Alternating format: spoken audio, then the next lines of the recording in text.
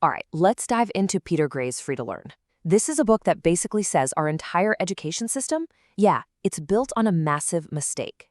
And to really get why, we have to start with this one single shattering story and just two shocking words. Go to hell. Just imagine hearing that. And not just as some throwaway comment, but with real, genuine despair behind it. For the author, Peter Gray, hearing this wasn't just an insult, no way. It was a complete gut punch, one that made him question absolutely everything he thought he knew about kids and how they learn. You know why it hit so hard? Because those words came from his own 9-year-old son, Scott. And he said it to a room full of 7 adults, including his own mom and dad, sitting right there in the principal's office. This was so much more than just a family crisis. It was the breaking point, the moment that sparked this deep, profound investigation into what it even means to be a child in our world. Okay, so let's really dig into what happened in that principal's office.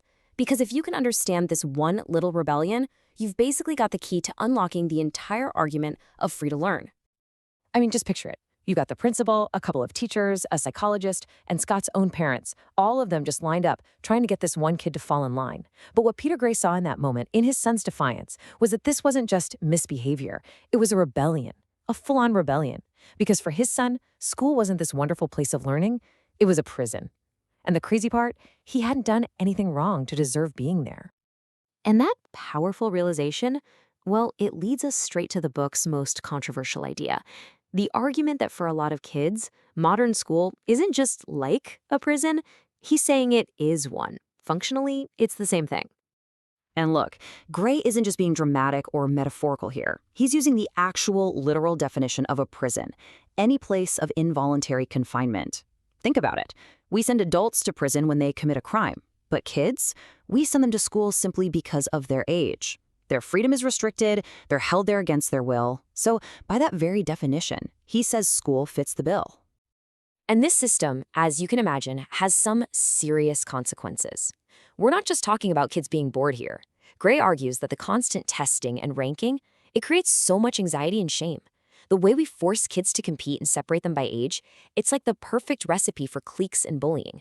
And it pushes them away from deep critical thinking and just teaches them to memorize whatever the teacher wants to hear.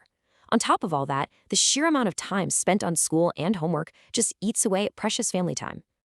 And to show just how tragic the outcomes can be, Gray tells the story of a 13-year-old girl named April Michelle Himes. She was being bullied just relentlessly at school. And because of compulsory education laws, she was given 2 terrible choices: go back and face her tormentors or get sent to juvenile detention. She felt so trapped that she chose a third option. Her story is just this horrifying, tragic example of what can happen when a system gives a kid no way out. Okay, so if that's the huge problem, what's the solution? What's the alternative? Well, Gray argues that we need to look back at how we humans are actually, biologically wired to learn, a way of learning that we've pretty much completely forgotten. Just take a look at this comparison here. On one side, you've got the world we've all built. It's led by teachers, driven by worksheets, and everyone's separated by age. But on the other side, you see how kids learned for thousands of years in hunter-gatherer societies.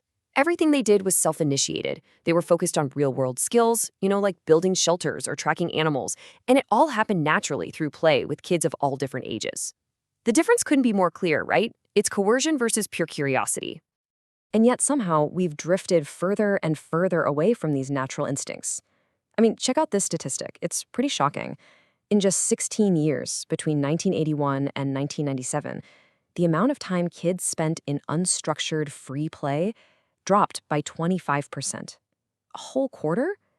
And that was before the 21st century really kicked into gear. We have systematically replaced that natural, self-directed exploration with this pressure cooker of adult-directed resume building. Now, I know what you might be thinking. This all sounds a little bit romantic, right? Like some fantasy of a long-lost past. But what if I told you this kind of educational freedom isn't just possible today, but that it's already happening and it's working? Yeah, that's the million-dollar question, isn't it? Can you really build an entire school based on trust and just let kids educate themselves? Well, the answer seems to be yes. In fact, there's a school that's been proving it for more than 50 years now. Let me introduce you to the Sudbury Valley School. It was founded way back in 1968, and it operates on one simple but totally radical principle: trust. Get this, there's no set curriculum, no required classes, no grades, and no tests. The students are 100% free to spend their days doing whatever they want. So the obvious question is, how does this place not just fall into complete chaos? The answer is fascinating. It's a real direct democracy. Every single person, from the youngest student to the oldest staff member, gets one vote on everything. We're talking the school budget, the rules, all of it. So students aren't just off pursuing their own interests, they're literally learning how to be active citizens and govern a community. And the staff, they're not teachers in the traditional sense. They're more like facilitators or trusted resources you can go to for help. Okay, so what actually happens to these kids when they graduate? Well, the results are pretty amazing. Surveys of Sudbury graduates show that they do really well in higher education and in their careers. And when you ask them why they think they're successful, they almost all say the same thing. They say that at Sudbury, they didn't just learn about math or history, they learned how to take total, complete ownership of their own lives. So what does all this mean for the rest of us, who don't have a school like Sudbury nearby? Well, Gray argues that this core lesson, this idea of trust, it doesn't just apply to schools. It goes way beyond those walls, right into our own homes and families. He lays out these two very different parenting styles. On one side, you've got what's become the dominant style today, which he calls directive protective. You probably know it as helicopter parenting. This approach basically sees kids as these fragile projects that need to be managed and protected from any kind of failure. But the alternative is what he calls trustful parenting. This style sees kids as naturally resilient and competent.